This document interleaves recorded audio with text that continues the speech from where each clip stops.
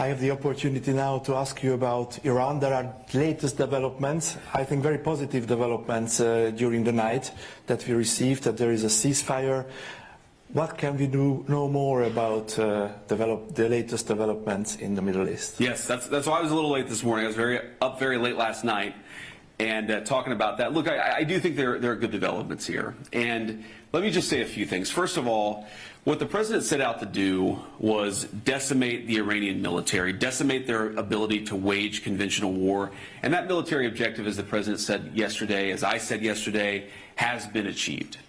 And because of that, what the president did is he basically issued an ultimatum to the Iranians. He said, open up the straits, stop trying to hold the world's economy hostage, and we'll engage in a ceasefire. And that's exactly the agreement that we came to last night. The Iranians have agreed to open up the straits. The United States has agreed to stop attacking. And not just the United States, but also our allies have agreed to stop attacking. And that is the basis of this fragile truce that we have, which is now, 8 to 12 hours old. Now, here's what I'll say about this. I've learned a lot about the Iranian system and a lot about the way the Iranians negotiate. As the president told me last night, the Iranians are better negotiators than they are fighters. I'm sure they don't like to hear that, but it's true. But here's a couple things. So, one, just in the response that we've seen from various segments of Iran, you have on the one hand people within Iran who have responded very favorably. The foreign minister who said, look, we agreed to the United States' terms. We'll do a ceasefire, we'll do a negotiation, we'll open the Straits of Hormuz, and then we'll see if we can come to more agreement down the road. So some of the people have responded favorably and have said the right things.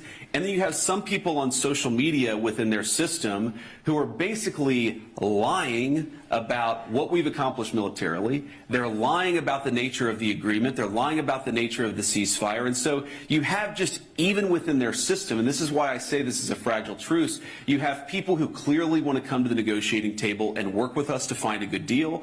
And then you have people who are lying about even the fragile truce that we've already struck. And that's just an interesting thing about their system. And the final point that I'll say about this is the President of the United States has told me, and he's told the entire negotiating team, the Secretary of State, the Special Envoy, Steve Witkoff, he said, go and work in good faith to come to an agreement. That is what he has told us to do. If the Iranians are willing, in good faith, to work with us, I think we can make an agreement. If they're going to lie, if they're going to cheat, if they're going to try to prevent even the fragile truce that we've set up from taking place, then they're not going to be happy. Because what the president has also shown is that we still have clear military, diplomatic, and maybe most importantly, we have extraordinary economic leverage. So the president has told us not to use those tools. He's told us to come to the negotiating table. But if the Iranians don't do the exact same thing, they're going to find out that the president of the United States is not one to mess around. He's impatient. He's impatient to make progress. He has told us to negotiate in good faith. And I think if they negotiate in good faith, we will be able to find a deal. But that's a big if. And ultimately, it's up to the Iranians how they negotiate. I hope they make the right decision.